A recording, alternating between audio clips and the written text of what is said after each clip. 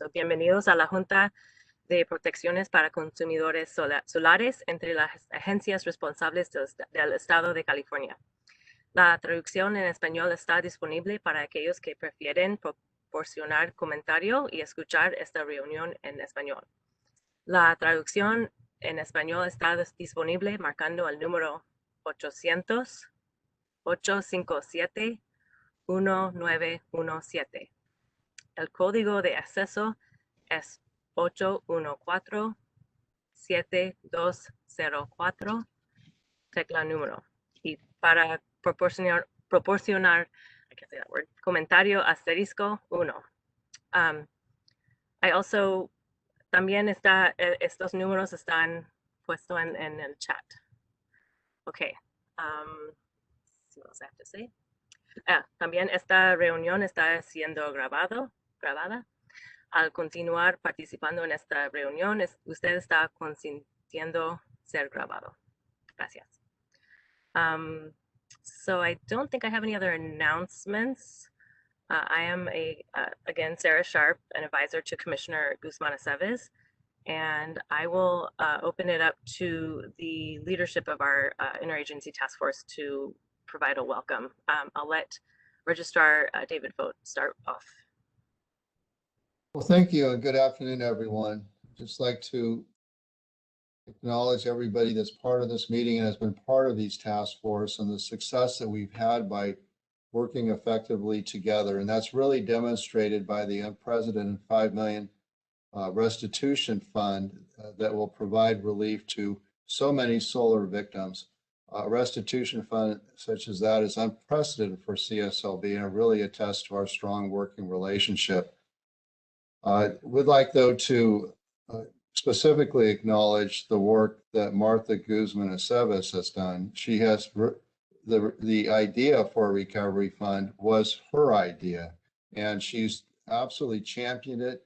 She's opened doors for the Contractors Board with the Dolores Huerta Foundation, and all that has been incredibly effective in improving and enhancing our consumer protection efforts. So again, want to thank Commissioner Aceves, along with all of you and the sponsors of the bill. I know that Mike Chernesky on our staff will provide additional information regarding the sponsors and how successful they were in crafting the legislation. And then finally, just want to acknowledge that we have a new member to our task force. That's Delia Garcia. She serves as our Spanish translator for our investigations. She's also on the telephone today, and she'll be translating for anybody that can be assisted. So again, thank you, Delia, and thank you for the opportunity to be part of this task force. Thank you. I will pass it to Acting Commissioner Chris Shultz from the Department of Financial Protection and Innovation. Thank you so much. I'm Chris Shultz. I'm the Acting Commissioner at the California Department of Financial Protection and Innovation, formerly known as the Department of Business Oversight. We're really excited about working with our partners here to help better protect consumers in this space. We'll have an update later in the presentation, but very excited to be working with all of you and with members of the public moving forward. Thanks. Great. And we have two commissioners from the California Public Utilities Commission. So I would like to have both of them have an opportunity to introduce themselves, as well as some advisors, I believe, from other commissioners' offices. But Commissioner Guzman, do you want to start it off? Thank you.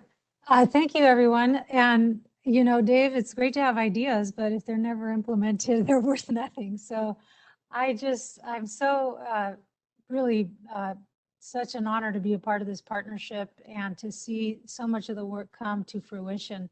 And most of all, I want to thank all of the customers for their continued effort. We know it is not hard to work through any of our respective agency processes for seeking remedies to what's been happening, unfortunately, in the sector. And I just want to thank them. And of course, through the leadership of Dolores Huerta herself and the foundation and all of the staff, as well as some of the mayors from a couple of the towns that really just are working hard for their citizens, the mayor of Huron and the mayor of Parlier in particular. I I am very much looking forward to the conversation here to really get into the weeds and hear from the public on their ideas on how to improve all of our processes. And of course, there's great opportunity on the fund. So thanks, everybody. And I'm very glad to see Commissioner Houck here today, as well as I believe Pue, who is a staff for Commissioner Sharoma. And I'll hand it off to Commissioner Houck, but just to say that the other amazing thing is that all of the public utility commissioners are extremely supportive of us getting to a place where this industry is a much more consumer-friendly industry, especially as we embark on the next iteration of the solar tariff. So, Darcy? Thank you, Martha. Yes, this is a very important issue, and I also want to commend you for all of the hard work. I know a lot of time and effort has gone into getting to the legislation, and I know that you've been working on this for a long time, even since before I had left the PUC to go over to the Energy Commission and coming back in. So it's good to see that the legislation has passed, and I'm really looking forward to hearing from everybody today and seeing what role we can play in making sure that protections are in place. So again, just really honored to be on the panel with you today with all the work that you've done on this, Martha. Thank you. I believe we also have Cherylwynn from Commissioner Sharoma's office. Yes, thank you, Sarah. Okay. So I want to quickly, I know we have a lot to discuss, and we have a short period of time. So we did want to make a minor adjustment to the agenda and move up the legislative discussion that was scheduled to be at the end up to the top, because as you've heard from the commissioners and the registrar, that is probably the most exciting development in this arena that we really wanted to discuss up front. And so we've asked Laurie Passante and Lourdes Oliva from Dolores Huerta Foundation to share about their efforts in the legislation and in the state budget, and that'll get us started off. So Laurie, let's see if we can hear you. Yes, good afternoon, everyone. My name is Laurie Passante. I'm the Director of Civic Engagement for the Dolores Huerta Foundation. We are a 501c3 nonprofit based in the Central Valley. And about 3.5 years ago now, our organizer, Lourdes Oliva, who is also on the call, and I'll be passing it to her in a minute, she began working with folks in Fresno County. And it became very, very disturbing to see the number of folks who were coming to her, retired farm workers, monolingual Spanish speakers, folks who had worked their entire lives in the fields to buy their homes, pay them outright, were being specifically and uniquely targeted by unscrupulous bad actors in the solar panel industry. And some of them almost lost their homes. Some of them did lose their homes. It was a huge, huge, huge problem. And Lourdes is an amazing, amazing human being. She's very knowledgeable about how to work with local decision makers to try to fix these kinds of problems. And it just couldn't be solved. And so we were very, very fortunate to be able to work with the CPUC, DFPI, CSLB. I'm so grateful to each and every one of you for being a part of that very, very extensive, very time-consuming, very, I guess the analogy I had heard used early on in the process was that it was sausage making. And you know, my background was not in legislation, so I was definitely new to the scene and definitely appreciative of all the expertise that people were bringing to the table. And we have SB 757, and that is actually adding the installation of solar systems to the definition of home improvement. And it has a whole bunch of other consumer protections as well that, of course, there are folks on this call that can speak to the technical details. The broader picture for me, too, is that, you know, in our comprehensive attempts to address climate change, solar panels are a huge part of that. And thanks to everybody on this call, we now have folks that can get through the legislative process and piece together solutions to the gaps in the systems that perhaps people are not aware of or don't know how to deal with, or like we did on the local level, we just weren't sure where to go with it. So I just really, really want to thank everybody. It has now been signed into the budget, $5 million restitution fund for folks who were not going to be helped in any other way. There's really no other way to say it. And so we're very lucky to have some of them with us today. Let me just make sure that I have thanked everybody. I really wanted to thank Senator Limon, Governor Newsom for signing the budget, and Cruz Strategies as well. So with that, I'm going to pass it over to Lourdes, and she has with her today two of the folks who were victimized and who helped us to understand the problem so that we could find a solution. So I'll pass it over to Lulu. Thank you, Laurie, Commissioner, Task Force, and everyone who's put forth a really well-intended and well-intentioned to help our consumers. I especially want to thank all of our vecinas and vecinos who were very thorough in making sure that not only the estate agencies, but their representatives were knowledgeable of the what they were living. On the phone, I hope I have Ampelia Santillán. I know she's confirmed she's on the phone. We have also Latricia Hargrove, who also was able to participate in one of the last task force meetings we had in person when we went to San Francisco, where she was able to meet with then DBO, Department of DFPI board, task force on that issue. And she was able to find resolution within a week. Even with that sort of effort from the industry to help her, it was still an odyssey and an emotional toll that she had to take on for her family and her life and in her financials and for her future.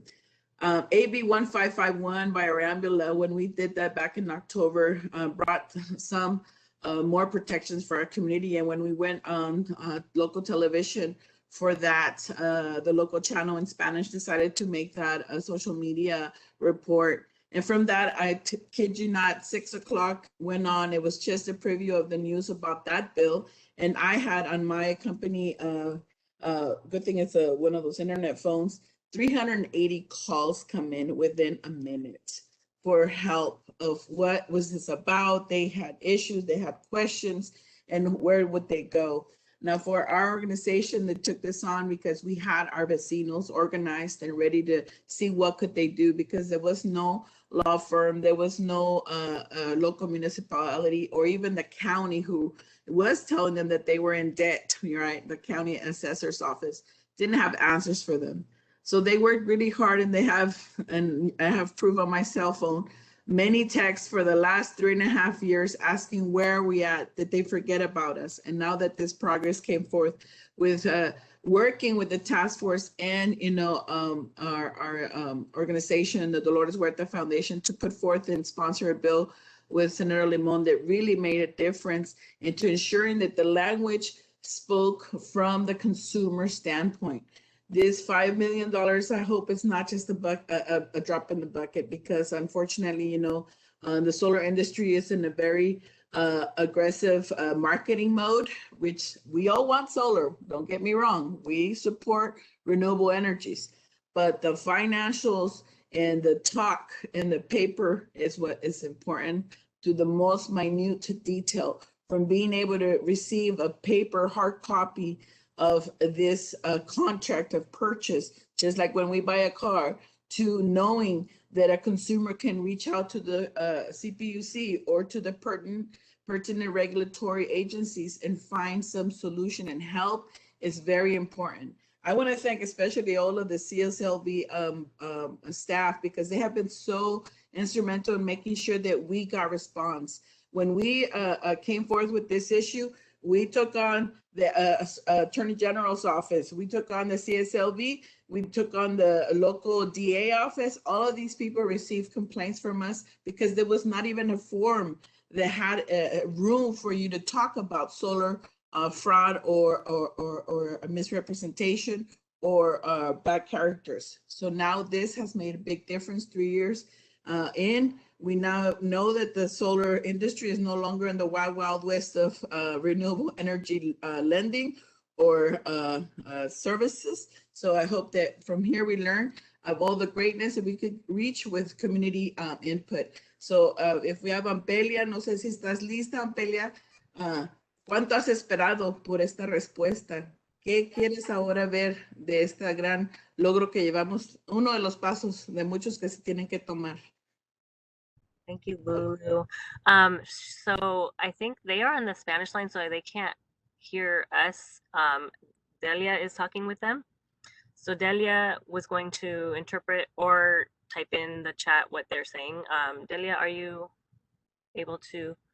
I'm here on the phone. I have not heard anybody speak.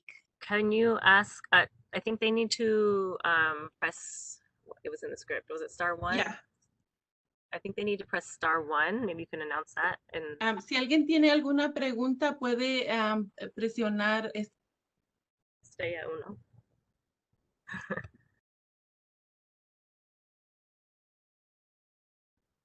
1. I apologize. This is kind of clunky, but hopefully it works.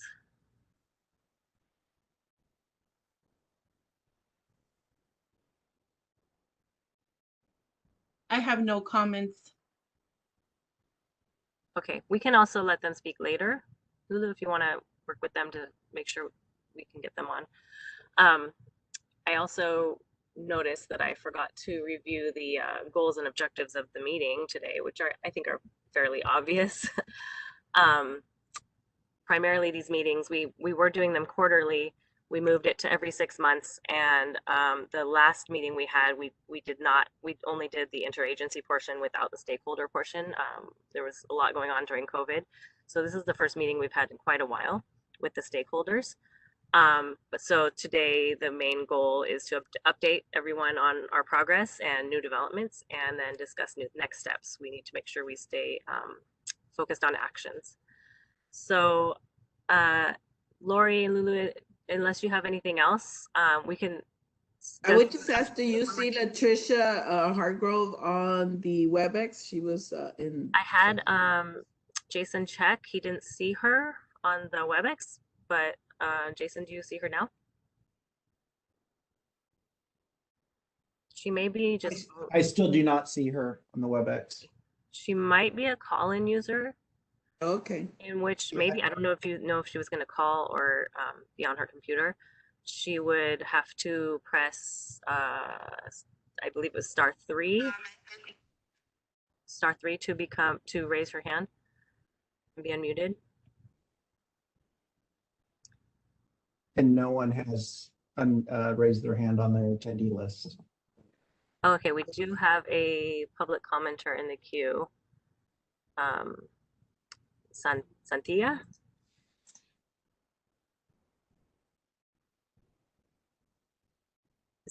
Robert, is that on the line, Spanish line, or is that on somewhere else?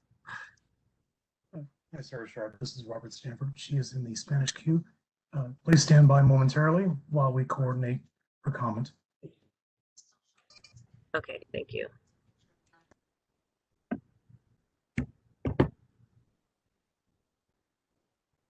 Apologies for the delay. And thank you very much for this effort, because it really means a lot to them to have this voice in this space. And for the translation, thank you also. I know it's much easier when we're in person, to at least this part of it.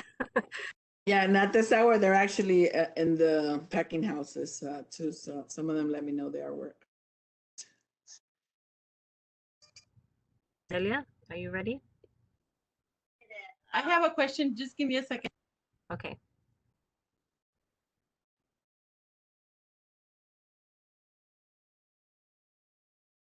I actually could put her.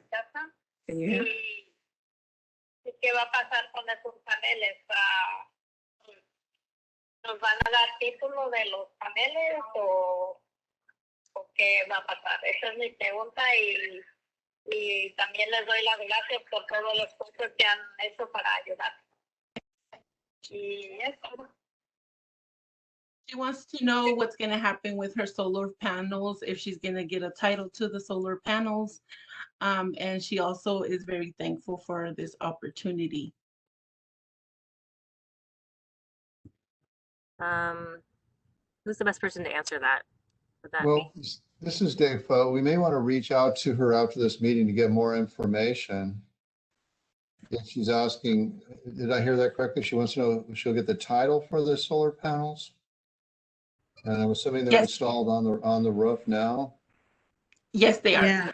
So we have the participants who are calling in are participants who have been abandoned completely and have not connectivity or access to knowing what to do with them.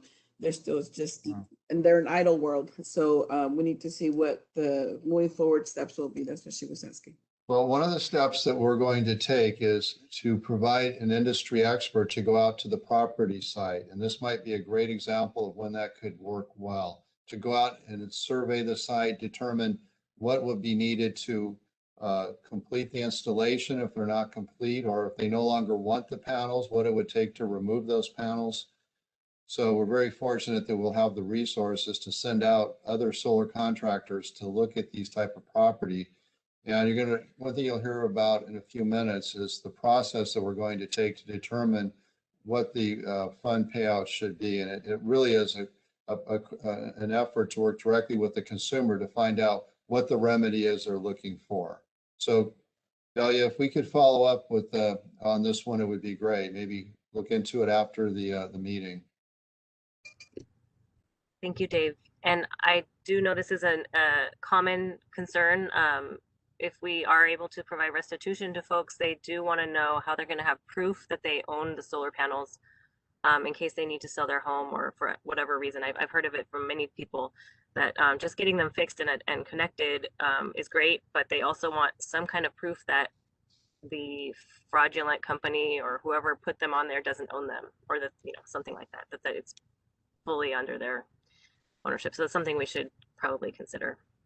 Yeah, it might be just something where we'd want to look at how we could provide a closing letter to our investigation that would document that the contractor is no longer viable. Now, it may be almost impossible to get something from a contractor that's now revoked or has fled the area to provide a document that they own the panels. But I think if we can show that the contractor is not a viable entity and did in fact violate the law, I would hope that would provide some comfort to anybody that later wants to purchase that home, that those are our own solar panels. Thank you.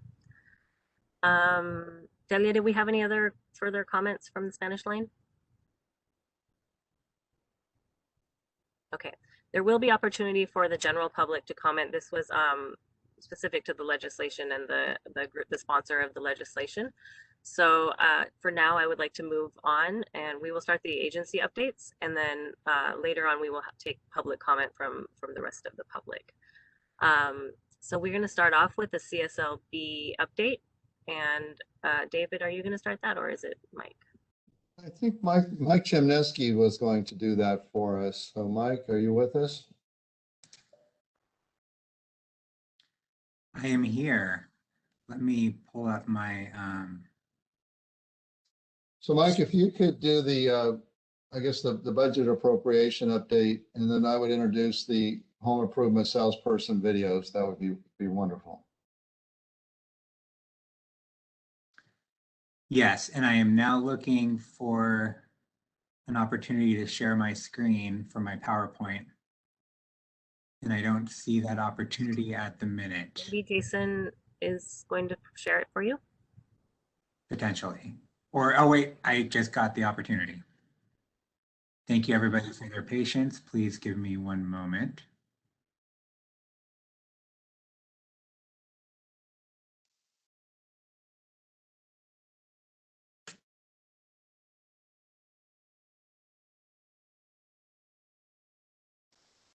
So if I did this right, everybody should see a PowerPoint on the screen.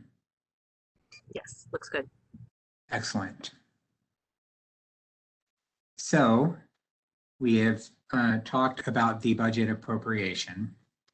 What this slideshow is CSLB's plan for carrying out that $5 million that was in the state budget and given to CSLB. We have a plan for implementing that $5 million, for carrying it out, and it is through this restitution fund.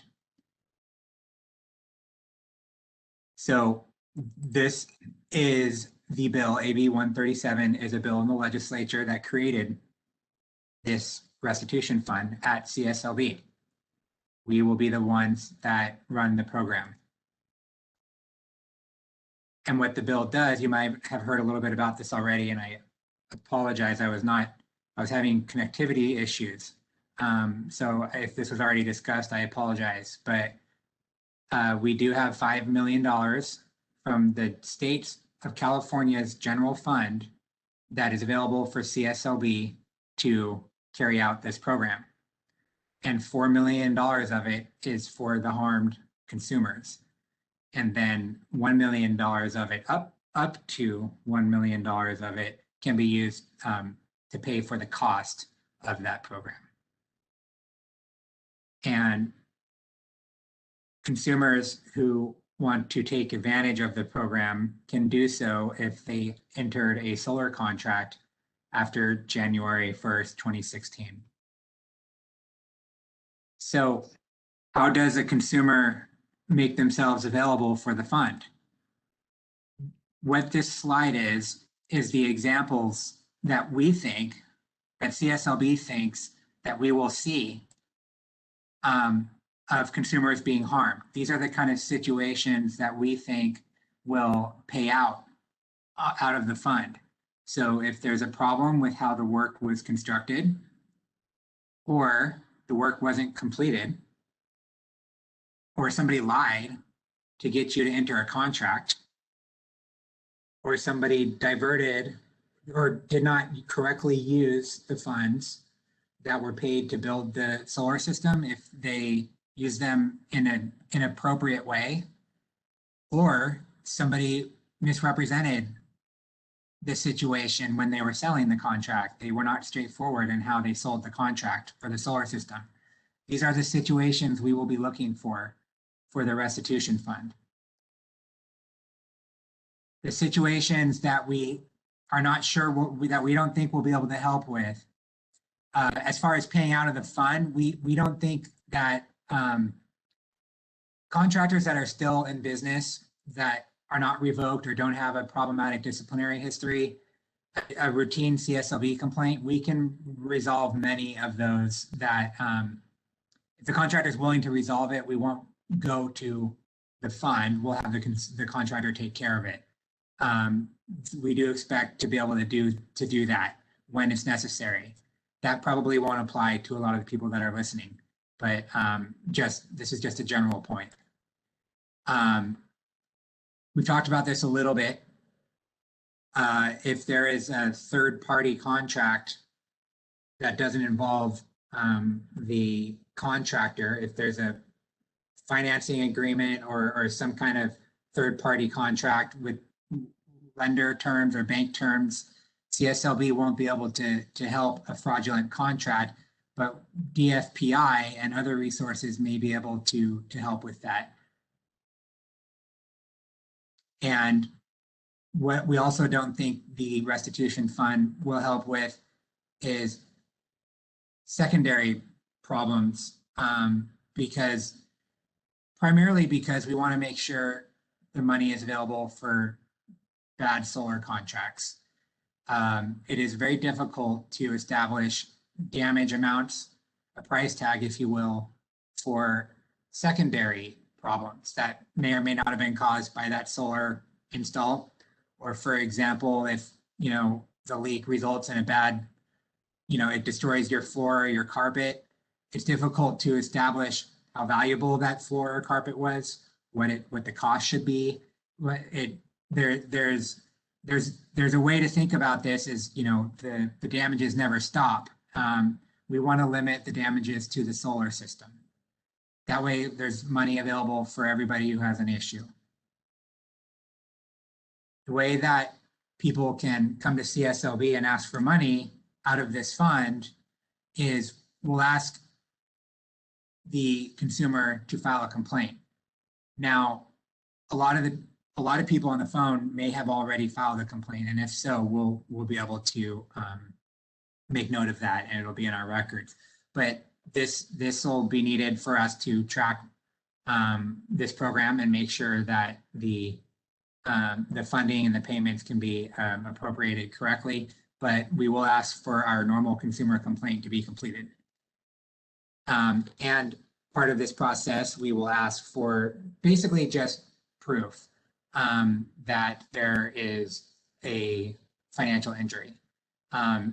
It won't be enough for somebody to call and say, I am harmed, give me money. We will ask for a contract or some kind of invoice or something that showed what happened here. And the proof of the payment that, or any payments that were made, or a proof of your financial harm. And we will help consumers figure out what information that is and what we need to see. And like I said, in some cases, CSLB will already have that information. What specifically are we going to ask for? This is a list.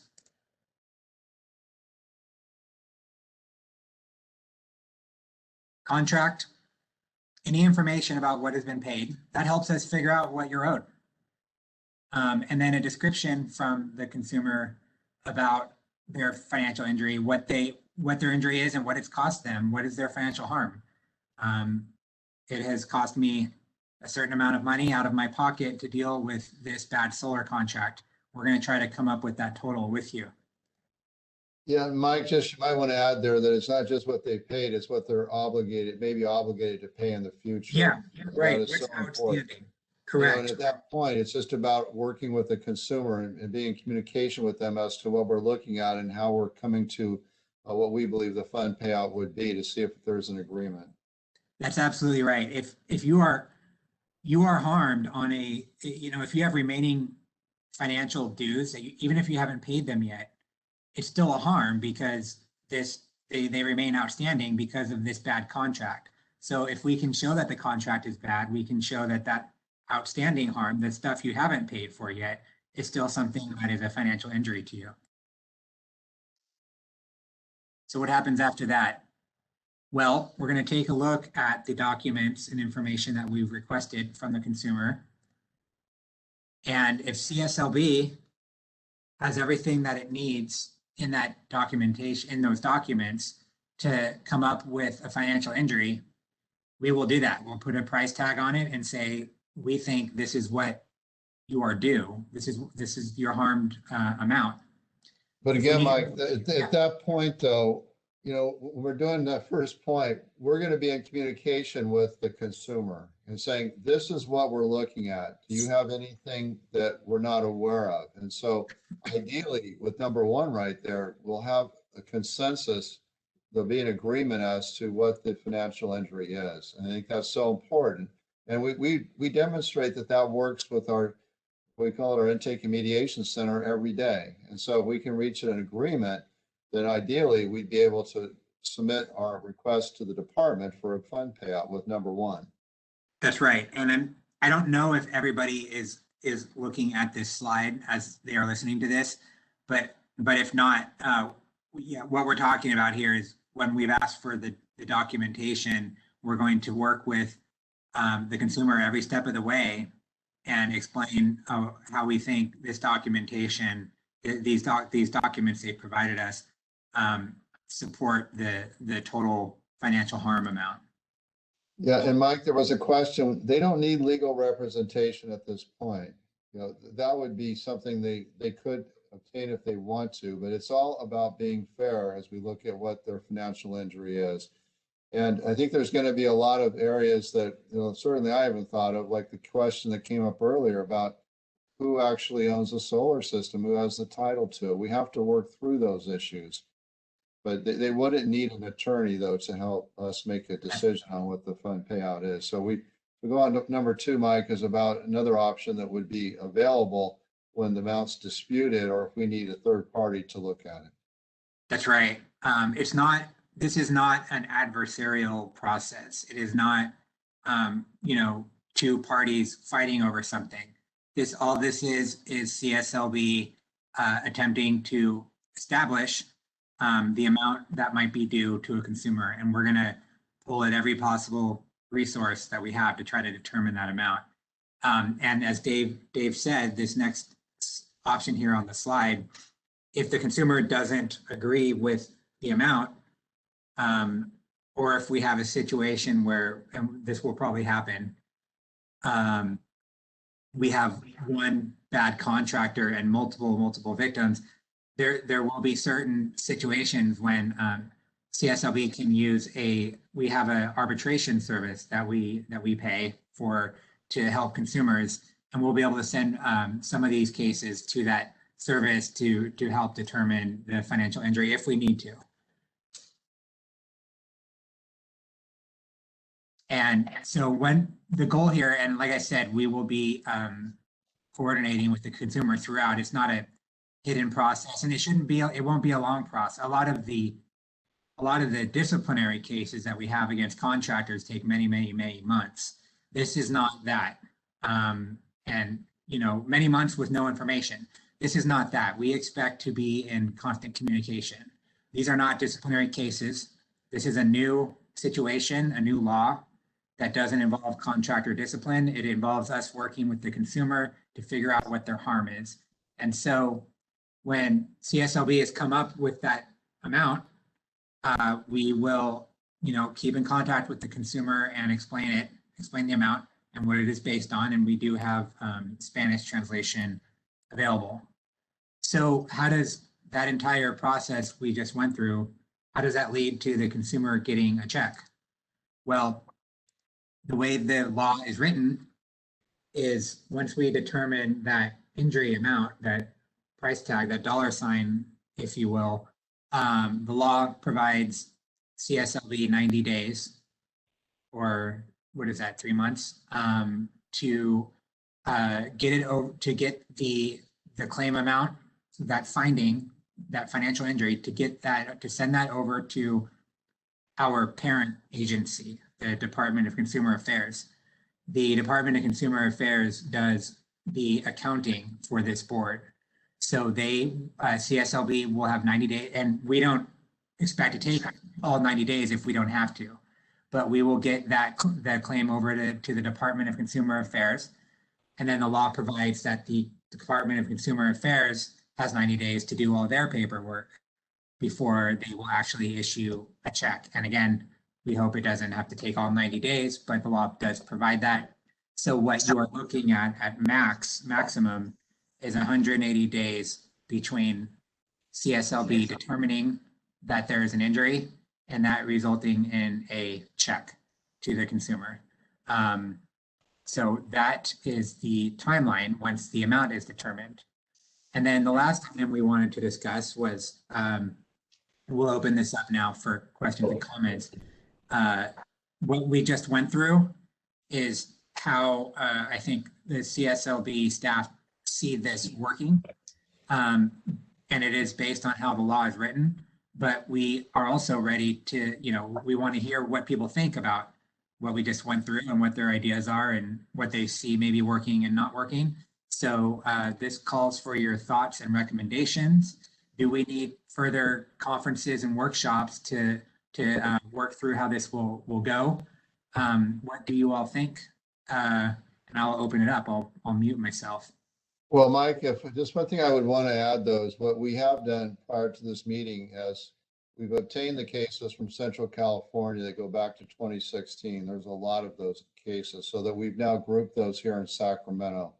And we do want your feedback and advice on whether a workshop is needed. But I just want to throw out that we've established a team here at the CSLB, and we're ready to start reviewing those cases, giving them the priority status. They are the older ones, and to see what we can do with them.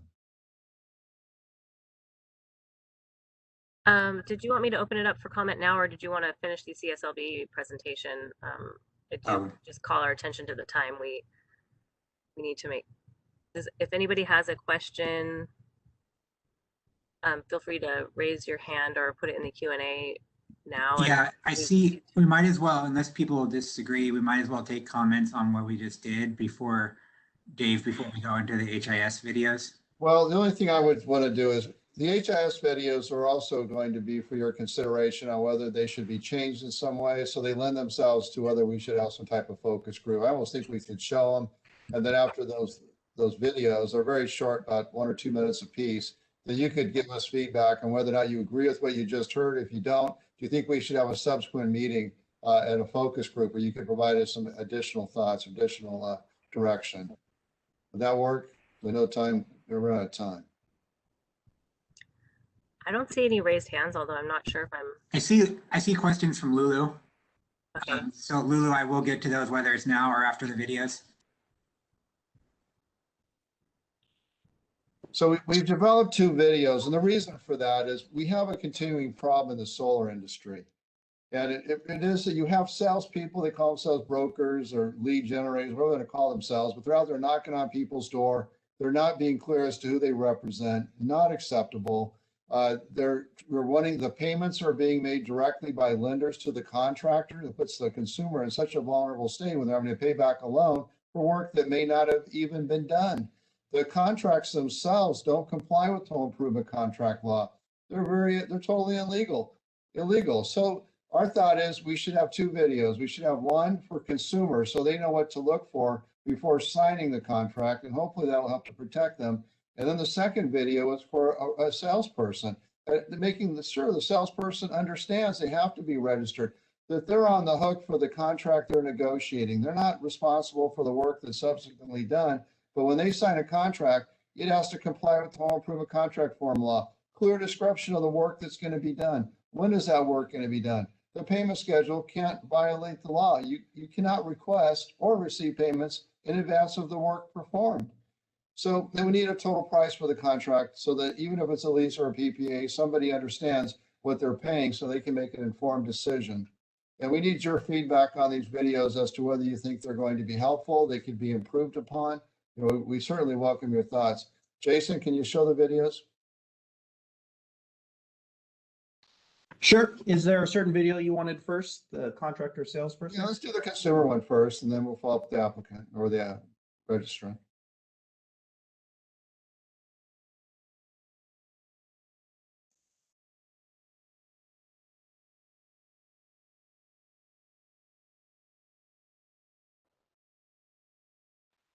In California, a written contract is required for all home improvement projects over $500. A contract is important because it helps avoid misunderstandings about the Uh-oh.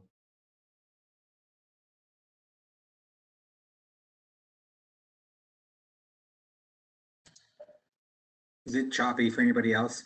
I just lost audio. I was afraid this would happen because it was working. regarding your right to cancel, mechanics liens, and allowable delays. The contract must be in writing, as well as any changes made to it. It must be legible and easy to understand. Make sure that if you're promised something verbally, you also get it written into the contract. Here are some things to remember. Get everything in writing. The contract should describe in detail what materials will be used, including size and color, the amount of materials, any specific materials that are important to the job, and work details such as information on subcontractors, if any will be working on the project. It should also include the contractor's contact information, including business address, license number, and a home improvement salesperson registration number if a salesperson is present, homeowner contact information, workers' compensation information if the contractor has employees, and any manufacturer warranties or warranties offered by the contractor. Don't sign unless you understand and agree to the terms. Include all details. Make sure the contract includes details on cleanup or removal of debris and materials, or if there are any special requests such as saving lumber for firewood. Also be sure to include any instructions regarding pets, children, or areas where materials cannot be stored. Update your contract.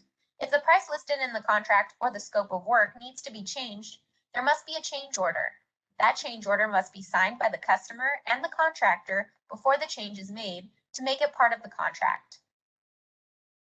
Check for clear financial terms. The total cost must be listed in the contract. There should also be a detailed payment schedule, which other than the down payment must not be ahead of the work. Check to see if there are any cancellation penalties. Remember that the down payment cannot be more than $1,000 or 10% of the contract price, whichever is less. Progress payments can only be requested upon completion of the work to the customer's satisfaction. For example, if a house is being remodeled and cabinets have been installed to the customer's satisfaction, a progress payment can be requested for the completion of that work. Cancel in writing. If you do decide to cancel within the 3 days of signing a contract, make sure it is in writing and mailed before midnight of the 3rd day. Remember that if you're 65 and older, you have 5 business days to cancel a contract. For swimming pool contracts, keep in mind they must include a plan and scale drawing showing the shape, dimensions, construction, and equipment specifications.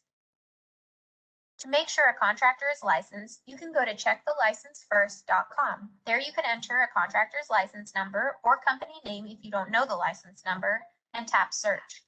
This will bring up a page with the contractor's license status. Make sure their license is active and includes the type of job you want done. Here you'll also see the contractor's bond and insurance information, and if any legal action has been taken against them, or if they have any disclosable consumer complaints. For more information on home improvement contracts, go to cslb.ca.gov. Okay, Jason, can you show the one for the home improvement salesperson?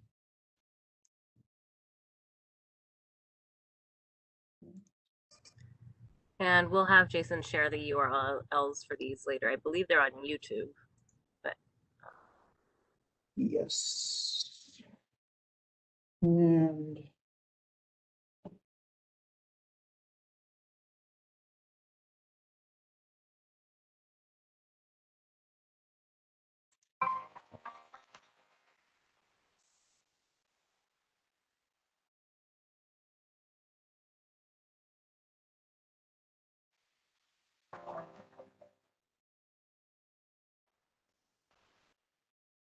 Jason, are we having an audio problem?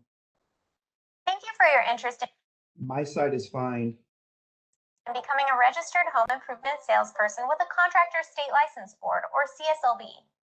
As a home improvement salesperson, or HIS, you can solicit, sell, negotiate, and execute home improvement contracts for a CSLB licensed contractor. There's no experience requirement to register as an HIS. Just go to cslb.ca.gov and click on Applicants at the top of the page. Then select Home Improvement Salesperson Registration. Here you'll find a list of steps for obtaining and maintaining your HIS registration. When you're ready to start the application process, click on Step 2 to find the registration form. It's important to know a salesperson holds their registration. However, an HIS must be registered to a CSLB licensed contractor to solicit, negotiate, or execute home improvement contracts. An HIS cannot work as an independent broker. The licensee is responsible for notifying CSLB of an HIS's employment.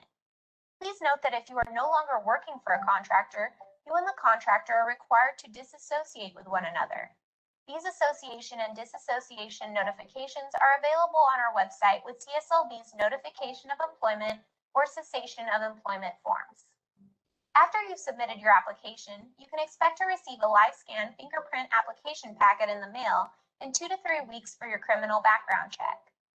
You can also select Step 4 on the HIS registration steps page to learn more about the live scan process and to get specific information on the kinds of criminal convictions that could cause an application to be denied. When creating a contract, the contractor is responsible for ensuring the terms of the contract are met. However, the home improvement salesperson is responsible for ensuring the contract meets home improvement contract requirements. Check out CSLB's Contracting for Success publication for details on how to make sure a contract meets legal requirements. You can find a link to the Contracting for Success publication in this video's description or by going to cslb.ca.gov and then selecting Resources and CSLB Publications. The Contracting for Success publication emphasizes that a contract must contain the contractor's license number and HIS registration number, a description of the work to be performed, an approximate date the work will begin and be completed, a fixed contract price. Note that time and material contracts are not legal in California for home improvement work of more than $500 in labor and materials. At CSLB, we've come across home improvement contracts that are requiring large amounts of money in advance of work performed. This is not legal. Note that any progress payments requested must be based on the completion of specific work to the customer's satisfaction, and the progress payments cannot exceed the value of the work performed. For example, if a room is being added to a structure and a concrete foundation has been completed to the customer's satisfaction, a progress payment can be requested for the value of the foundation. Additionally, for a residential solar contract, a progress payment can be requested for the value of the solar panels when they've been installed to the customer's satisfaction. Please remember that home improvement contract violations can result in administrative and criminal penalties. In addition to being aware of contract requirements, you should also keep in mind that all payments made toward a home improvement contract must be fully accounted for and forwarded to the contractor. Understanding and following these requirements can help avoid misunderstandings with consumers and ensure that they are satisfied with their contracting experience. We hope this video has provided you with information and resources on becoming a home improvement salesperson. You can learn more at cslb.ca.gov. So that would conclude our update at the CSLB, and we'll contact Lulu within the next couple of days, see if we can schedule a focus group. So I appreciate your offer to host that. Great. Do we have any other questions or comments before we move on to the other two agencies' updates? If anybody else sees raised hands, let me know, because I don't know if I'm seeing them. I don't see any.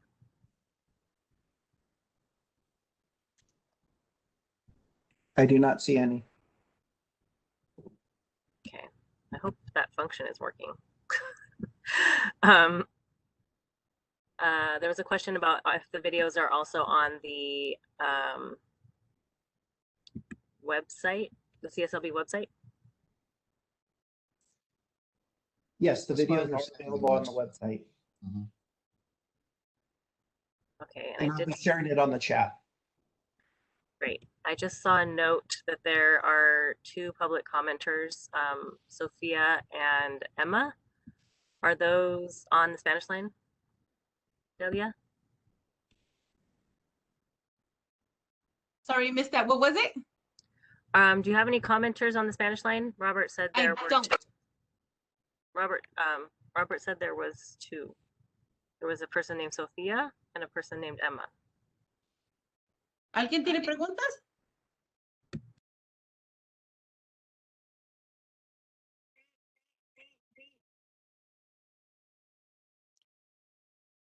A ver, dígame su pregunta.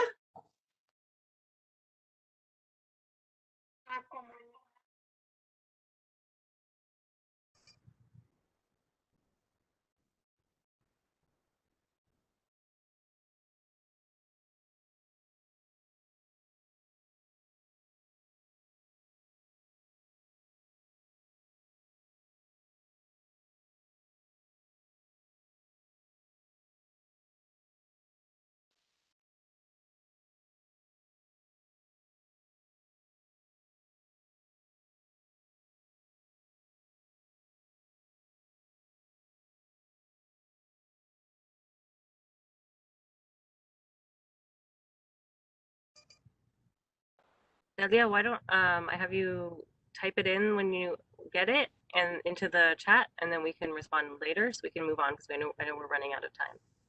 That's okay. Hello, Sarah. We do have one question in the chat. Okay. It says, what about claims beyond the it's SOL 4 years? Will they be processed for payment? CSLB has refused in the last instance to even respond to a complaint. Yeah, well, the law provides that if the contract dates after 2016, then the fund could pay out for that. So while we may not have had jurisdiction to discipline the contractor's license, we can absolutely consider that complaint for a fund payout. So the 4 years, the 4-year statute of limitation that would apply to an enforcement action does not apply to reviewing a financial injury for a fund payout. Thank you. I see there was some comment from Ampelia about being approached last spring and the salesperson would not give her a card or license number. I don't know if that's a question or just a comment, Lulu. It's a misdemeanor to be an unregistered salesperson, but the question there is, can we identify who the person is? If we have any contact information for them, though, we do conduct undercover sting operations each week, and that could be a target for a sting. Yeah, she just saw the video and she was saying that that's one thing she's asked now because she knows, right? Huh. And the person would refuse and told them no, that she doesn't need those. What she doesn't even know how to look for the information. She was like, "What? That's not your problem." But yeah, she was recently approached. I would say that is a common problem because it's happened to me personally twice. People come to my door, will not give me any written material. Okay, so we probably need to move on. If there's other questions, put them in the chat and we'll get to them. So let's start with can you put the CPUC PowerPoint? We're gonna go really quick through it. Jason, could you put it up? Commissioner, did you want to get us started? Go ahead, Sarah. I think we can just run through it. Okay, next slide. So again, I'm Sarah Sharp, advisor to Commissioner Guzman-Aceves. So just an update on our net energy metering proceeding. As of the last meeting we had previously, there were 2 proposed decisions expected by our statutory deadline, and the topics were enhanced audits and a portal for interconnections and a recovery fund. I've color-coded what the action that has been taken so far. So we did have a decision on enhanced auditing and establishing an interconnection portal that will be, so we can go to the next slide. And we did have to extend the statutory deadline for the proceeding to October 1st in order to wrap up the final issue. So I'm going to go through this quickly, but we can share these slides later, and hopefully you can access the decision on our website. So the most important part of the decision was that the IOUs, investor-owned utilities, will establish a secure web-based search engine where our regulatory agency staff can search, filter, and retrieve the interconnection applications. And this will be in effect within 6 months after the decision, so around Christmas time. There will also now be established a public list of solar providers whose interconnection applications or contracts have been found in non-compliance with applicable laws or rules. And this will start before the second quarter of 2022. Additionally, we added new fields to be collected in the interconnection application process. Specifically, the most important probably is the home improvement salesperson registration number, which we just learned why that is so important from those videos. And there's some additional financial details that are now going to be required. And that the utilities were required to submit a letter 30 days after the decision about how they were going to implement this. Next. I'm sorry for Delia, speaking really fast. And then finally, we increased the amounts of audits based on party recommendations.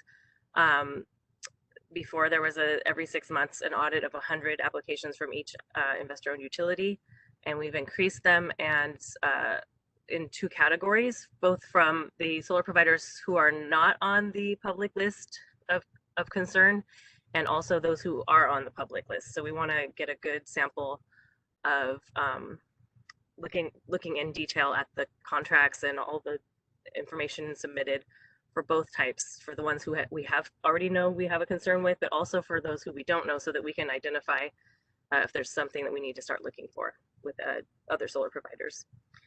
And finally, the utilities must share their audit findings with the relevant agencies.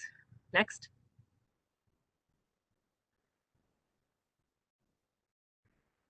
Maria, are you on? Yep.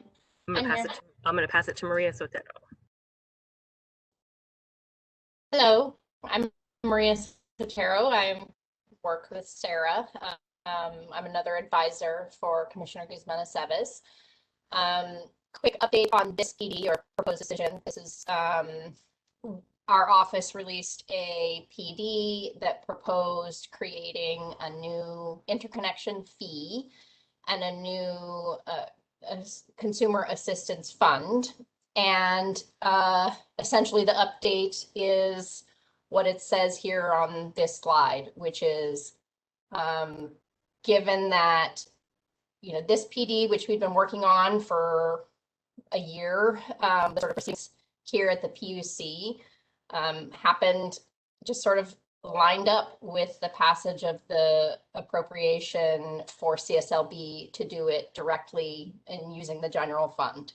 So we're definitely planning to, you know, make changes to the PD based on that.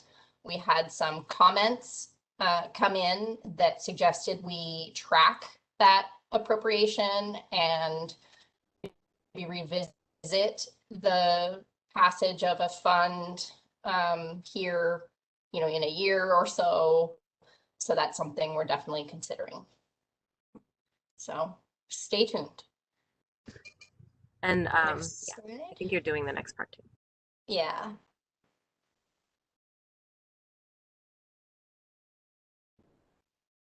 Okay, so this slide, I'll just give a quick update on what we are calling the NEM revisit. So if you're not aware, all of this is a separate proceeding than the one Sarah and I were just discussing. The string of numbers is the year and the month that the commission opened that proceeding. So we had just been talking about a 2014 proceeding, and this is the new one, started last August. The NEM revisit, considering new rules for the NEM program. And we started it last year. We adopted a decision that has what our guiding principles are for the successor, the future NEM program. We had 19 proposals from parties on, you know, what the rate structure should be. So this is all about, you know, how much should people with solar get paid, how much should they pay, grid charges, etc., and various other ways to improve the current program. We start next week with evidentiary hearings from all our parties. And then we will have briefs and reply briefs in August, and planning to issue a decision by December. Next slide. A couple things we wanted to highlight for this group was that parties in the NEM revisit proceeding were directed to discuss how their proposals or a future program will enhance consumer protections. So in the guiding principles decision, one of our guidelines was that this future NEM tariff should improve consumer protection measures. And parties are directed in their proposals to show how whatever program that, you know, however their structure is, however they think rates should be designed, would enhance consumer protections. One of the, I'll just mention offhand, one of the ideas that's been proposed by parties is having just having your bill trued up every month. So in the current rules, you have an annual true up. So if you're not if you're going to have a big bill at the end of the year, you wouldn't know it until the end of the year. So one of the changes that's been proposed is, how about we true up every month? Of course, if you have something you need to pay, you would need to pay every month, but that's one example of a change. And I think that's all I had. Oh, there's a few more examples. I was scooping myself. So like I said, the utilities proposed the monthly true up. That would avoid the high bill at the end of the year. CALSA, which is the Solar and Storage Industry Association, proposed that if you are moving into a multi-tenant building, you should receive your credits by default instead of having to wait till the end of the year. And then the leadership group proposed that utilities create an online portal of customer data for solar providers to access, which they say will reduce the use of inaccurate estimates. So having more access to the information about how much people are being told when they're being sold solar, they will save or will pay. And I think that's all. I think so. Commissioner, did you have any final things to share about the PUC before we open it up? Is there any questions on this section? Please raise your hand or. Not really. Go ahead, Lulu. Yeah, I don't know where the little hands are. I haven't been able to find it. But yeah, I think this is great. I really perked me up. I was happy to hear if you could do the monthly, because that's one of the biggest issues we have had with explaining them to our customers and to our base. And then after COVID, I think we have to take special considerations. You know, I also serve on the low income and oversight board, and this is an issue that LIHEAP and those agencies that help with assistance programs, there's a big stump there. It's a big problem there, you know. So I think we have to also see how moving forward we also are going to address for those who have had to deal with COVID and have had loss because of that with the NEM costs. But and this is very important, and I do feel that we need to produce some more you know, information basic of what it means. You know, NEM, it still is an odyssey for a lot of the customers. Thank you. Thank you. I'm not seeing any other hands raised. Sarah, we do have one other from Edmund Murray. Edmund, I'm gonna unmute your line. Go ahead. It wasn't a question. I know Lulu had asked for a clarification on what happens when the system is paid off. You just need to make sure that the UCC1 filing is removed from the title, Lulu, and so that there's no nothing clouding the title. That's all I had. Thank you. Thank you.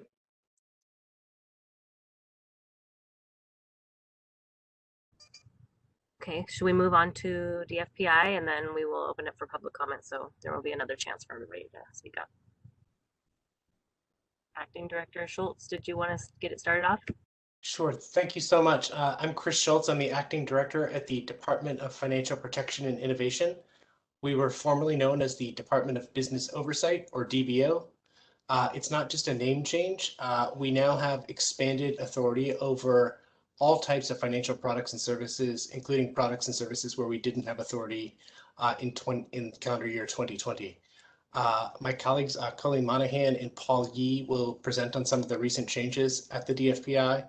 Our colleague Catherine Liu is also here in the video meeting, and she heads our California financing law activities, which includes the oversight over PACE administrators.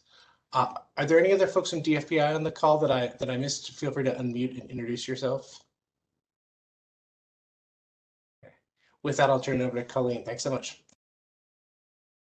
Thanks, Chris. Hi, everyone. I'm Colleen Monahan, Senior Counsel with the Department of Financial Protection and Innovation. Jason, next slide, please. As Chris mentioned, we have a new name. We have new jurisdiction at the Department of Financial Protection and Innovation. We were previously the Department of Business Oversight, and within the last year, we've gained a new licensing, two new laws. The new licensing law, the Debt Collection Licensing Act, that prohibits a person from engaging in the business of debt collection without a license from the department. And the applications will be available. We anticipate around September 1st. Licensure will be through the NMLS, the Nationwide multi-state licensing system and depository. And we are in the process of getting that program up and running. There is a debt collection advisory committee that has been established, and they will have their inaugural meeting coming up later this month. So if you would like information on that, it is on our website. The next slide, please. We also have a new California Consumer Financial Protection Law, as Chris had mentioned, and this law somewhat dramatically changes the department. We now have broad authority over unlawful, unfair, deceptive, or abusive acts or practices in the consumer financial product or service markets place, whereas previously we had jurisdiction over a number of licensing programs, but not general authority over various financial products or services. There are broad definitions for who's covered and who is a covered person in that law. The law essentially complements the unfair competition law in the Business and Professions Code that prohibits any unlawful, unfair, fraudulent business act or practice and unfair, deceptive, untrue, or misleading advertising. And it provides a DFPI with authority to enforce the prohibitions and seek remedies for violations. It's modeled after the Consumer Financial Protection Act of 2010, which is administered by the CFPB at the federal level. Next slide, please. So the CFPL has some unique features. It's got broad regulatory authority, new regulatory authority for the department, but it also excludes licensees who are licensed by a different regulator and acting within the scope of that jurisdiction. So, so in the offering of financial services or products, a licensee of a different department may fall within our jurisdiction if their activity isn't covered within the scope of their licensing law, or they may otherwise be exempt. In addition to covering consumer financial products and services, it touches on commercial products for small businesses. Specifically, we're provided with the authority to define unfair, deceptive, and abusive acts and practices in connection with the offering and providing of commercial financing or other financial products and services to small businesses, nonprofits, and family farms. Next slide, please. So this new law is a paradigm shift for the department. As I mentioned, it's not a licensing law. It allows us to oversee the fairness of products and services, or the offering and providing of financial products and services that we haven't previously had jurisdiction over. And although it's not a licensing law, it has a possible registration requirement. In other words, we have authority to require licensing by registration by rulemaking, not licensing. And in fact, we're mandated to require registration if we bring more than 2 enforcement actions against the same industry. And the registration requirement sunsets after 4 years unless the legislature takes action to extend it. Next slide, please. Within this act and the budget appropriation for this act, we have expanded functions. We have expanded education, research, and other functions. We have a new senior deputy, Suzanne Marchandale, who will be heading our recently developed Consumer Financial Protection Division. We have a new Office of Financial Technology and Innovation led by Christina Tetro. The office is headquartered in San Francisco and will support consumer-friendly financial innovation in the state. And we have a new Office of the Ombuds and a new Ombuds person, Brian Gould. That office will receive problems, questions, and complaints from consumer groups, current and prospective licensees, and trade groups about DFPI activities and its staff. Next slide. So moving on to PACE updates. in the licensing area, we don't have any new applications in the pipeline. In the area of our regulatory examinations are routine for virtually all of our licensing laws, and they are compliance driven. So they're not an enforcement action. They are a routine compliance examination. We visited our PACE licensees. We have a small handful, as you know, of licensees, and so we've been out to visit all of our licensees. We've identified deficiencies. That's common in any new licensing law, and the new PACE licensing law has a lot of requirements in it. And so our regulatory examination letters, they commonly include types of requests to remedy the deficiencies we find, and these are no exceptions. We have requests for corrections, refunds, self-audits, procedural changes, other remedies related to what we find during the exams. And although these are compliance in nature, our findings during an examination could result in a disciplinary action. Moving on to our regulations, our PACE regulations are still in process.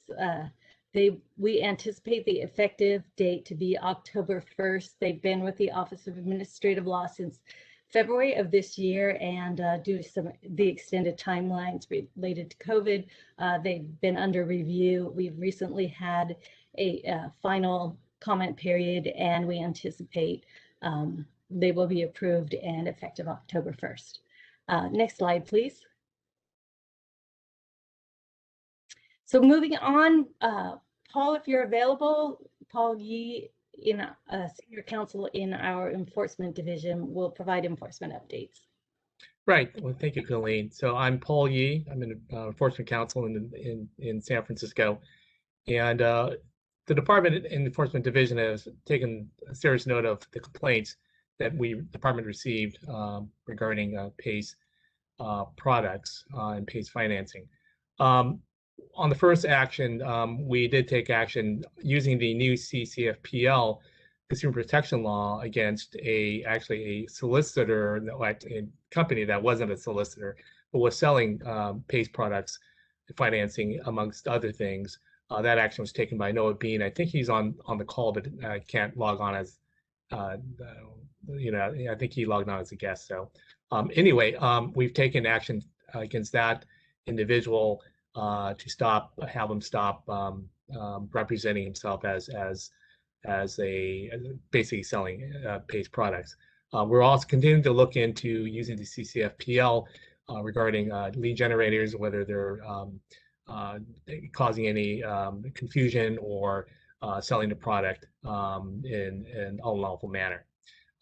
Moving on to, we've also taken a look under our California financing law with regard to the actual solicitors, agents, and PACE administrators. We've taken action against various solicitors to make sure they're off the enrolled list of the PACE administrator. We've taken an action against a PACE administrator and to revoke their license due to activities performed by one of their solicitors.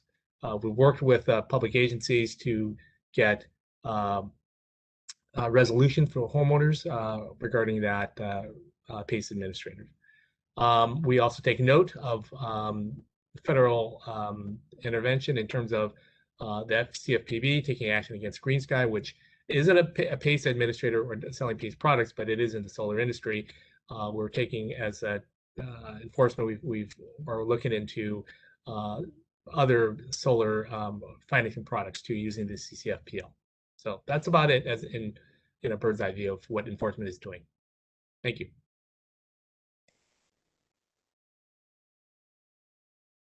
Thank you, Paul. At this point, we will open it up for questions or public comment in general. I have one person already in line, so if we could open up Sparky Abraham's line, or I don't know if he did it himself. Yes. Yes, can you hear me? Yes. Okay, thank you very much. This is I'm Sparky Abraham. I'm an attorney at Betzetic Legal Services in Los Angeles.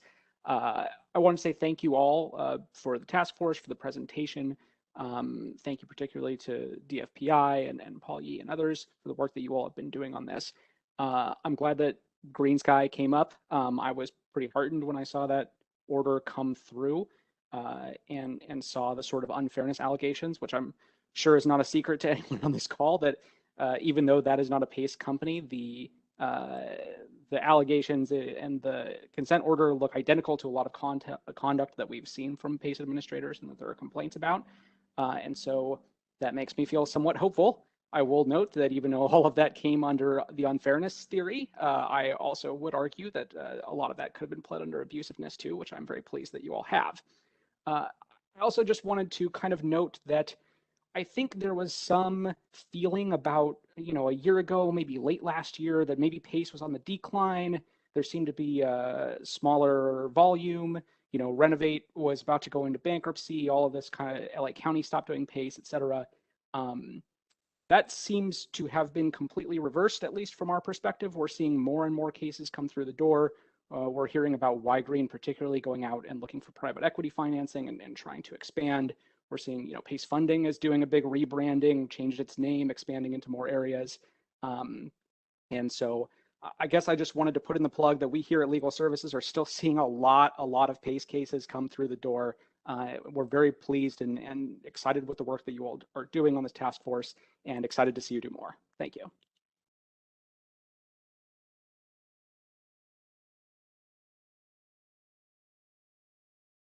Thank you, Sparky. Do we have any other public commenters? If anybody else sees something, do we have anybody on the Spanish line?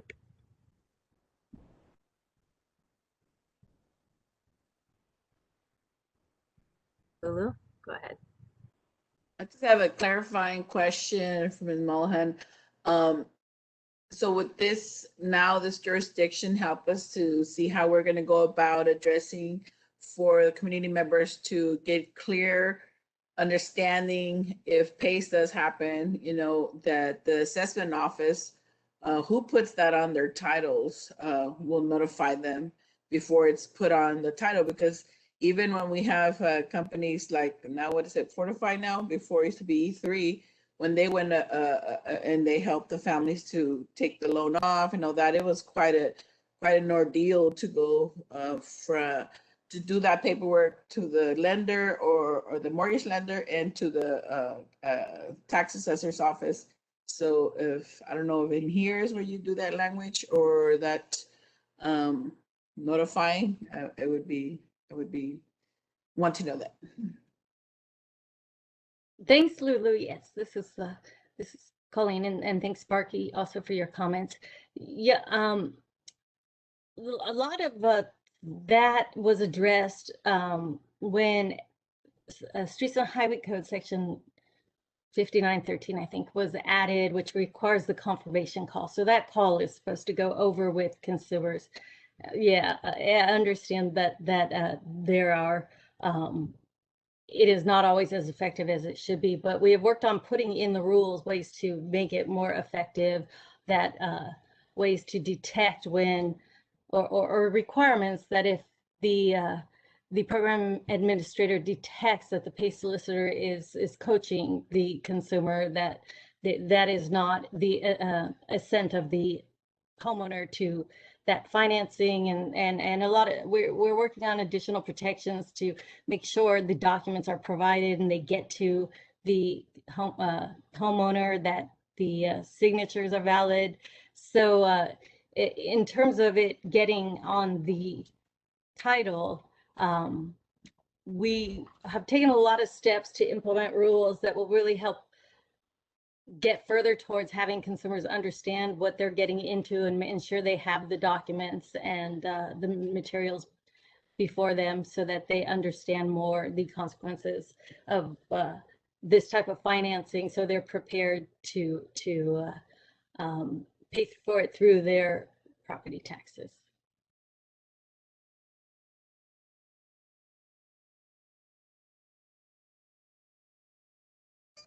Great. Do we have any other comments?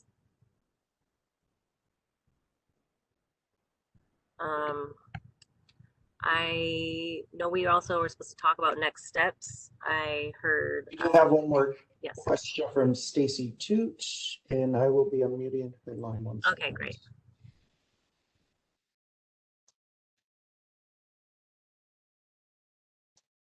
Stacy Irvine's. Hello, Stacy. Your line is unmuted. Thank you. My name is Stacy Tutt, and I am the director of the Consumer Law Clinic at UC Irvine School of Law. Through our clinic, we provide representation to homeowners who were defrauded by the PACE program. And I just wanted to speak out to commend this task force for their hard work and effort in setting up a restitution fund. And also allowing those who have been harmed by PACE to be eligible for that restitution fund.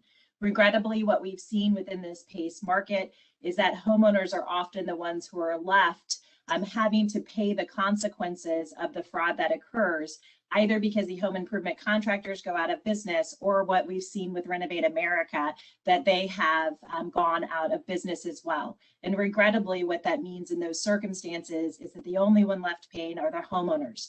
Because so far, advocacy with the PACE authorities, like joint powers authorities, has been unsuccessful in getting these claims resolved for the PACE homeowners. And so again, we just want to thank you for all of your effort and including those harmed by PACE within this program.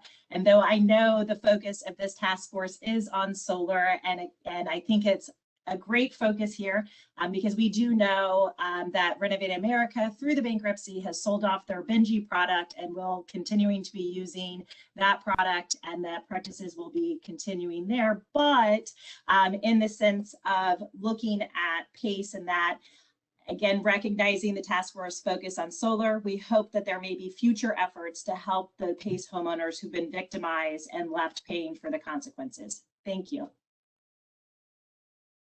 Thank you. Stacy, this is Colleen. Have you seen changes in what you're in marketplace with all of the legislative changes of late, or regulatory oversight, or are you seeing the same volume and problems that you have seen for the past many years? Yes, as to our volume, we've actually had to shut down our intake because of the overwhelming volume. So mainly what we have seen are cases that had come in a year prior. So what's happened within the last year, we have not been able to see as much simply because we've been overwhelmed by all of the requests that we have seen. However, I can say that even after the ability to pay measures have been put in place, we have seen problems with the failure to obtain the documentation or verification necessary to determine whether or not a homeowner has that ability to pay. In addition to that, I have listened to a number of recorded phone calls, those confirmation of terms, and regrettably what we're seeing within those calls is a failure to go through each and every one of the terms to ensure that the homeowner knows and understands what it is that they are talking about. So though we believe the confirmation calls are important to try to reduce the number of homeowners who are frauded without any knowledge whatsoever of what is occurring, I do believe there needs to be more quality assurance and control over those confirmation of term calls, ensuring that the scripts provide all the necessary disclosures for consumer protections. Also, what we've seen in this, just to a comment that I've seen as well, we do represent a significant population where English is a second language. We have seen a number of instances with the confirmation of term calls in which there is an insistence even on the contractor that the calls can continue in English, even though the homeowners are speaking Spanish and do not understand what's happening. We've had instances where homeowners called in to speak in Spanish, and then the call gets disconnected, and then they're reconnected to English only, and the confirmation is only done in English and not in the homeowner's language. Also, the things that we've seen with English as a second language population is not providing the contract with all the required disclosures in Spanish or in the language in which the negotiations took place. Given the complexities of these transactions and what's happening, I think it's essential that written disclosures are provided and seen by these homeowners. But regrettably, with the usage of electronic DocuSign and that signing, instead what we're seeing is the completion within a minute and a half of receiving about 60 pages of documents, and they're all in English instead of the homeowners first language. And again, given the complexities of these, that causes us concern about the homeowner's knowledge of the agreement that they're entering into. Thank you, Stacy. We'll take that back to our examiners and focus in that area. And also, we may reach out to you for more information on what you've been seeing. Absolutely. And we do have a database of information and complaints, so happy to share any information we have to aid in your investigations. Great, thank you. See that we also have a comment in the chat from Jesse Avila, who is the new representative from Central California Legal Services, that agrees with what Stacy was just commenting on. We need to wrap it up. I know we're a little over time. I wanted to let the commissioners, registrar, just close it up and say if there was any next steps that you wanted to remind us of. And we can. Okay. Oh, I was just going to say thank you, Sarah, and thank you, everybody. I know Sarah mentioned very briefly, one of the immediate next steps for us is to look at all the comments we received on the recovery fund that we had started off administratively, and are very, again, excited that the budget, the state budget, has now appropriated this pathway. So we're going to take back all the comments that we've received to figure out how to revise that decision, proposed decision. And really, one of the concepts that we are going to be working with all of our sister agencies here is how best to continue a working group around these topics that includes all of you that have participated today, so that we are ensuring that, as we just heard, although we hope that the $5 million would be sufficient to remedy all the legacy cases, unfortunately, it doesn't sound like we're going to have a cure for everything moving forward. So the necessity of a fund like this may continue. Also, I just want to urge all the consumer advocates. I know you're overburdened, as was just mentioned by the UCI representative, to take maybe some time to engage on our proceeding that is looking at the future of the NEM rate, the NEM tariff. And really, we're calling the question there on what things we can do, as Sarah mentioned earlier, and Lulu, you commented on one of those measures. But we're looking for your creativity and innovation there to go even further, particularly when it comes to these predatory practices on PACE and other private lending. But thank you very much, and I'll turn to Chris or Dave if they want to go next. Thank you. Go ahead, Dave. Thanks. Well, no, just real briefly, just to emphasize that we have, as I mentioned earlier, we're reviewing the cases, kind of legacy cases that we have. It'll give us a better idea as to how far the $4 million will go. I think we'll have that information by the end of next week, at which time, and the CSLB staff, Heather Young, will reach out to Lulu to schedule a workshop to see how most appropriately, the criteria that should be developed to determine how much the fund payout will be. And again, thank you all for your participation. That's all. Thanks everyone for participating today. I really learned a lot from these events, and especially from talking to consumer advocates who are really directly in touch with consumers. I find that incredibly helpful. Congratulations to all of you who are instrumental in creating the $5 million fund to be able to help some of these consumers who otherwise we weren't able to help. And our department looks forward to coordinating with all of you going forward to do the best we can to make sure consumers get what they paid for and don't get stuck with liens on their homes and no improvements to speak of. Thanks so much. Thank you.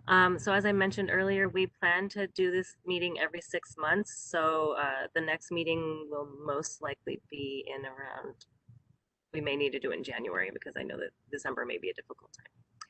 But I am always available if anybody has questions or comments or needs direction of who can help them with a problem from any of these panelists. So with that, I think we can wrap it up. Thank you, everybody. Thank you. Thanks, everyone.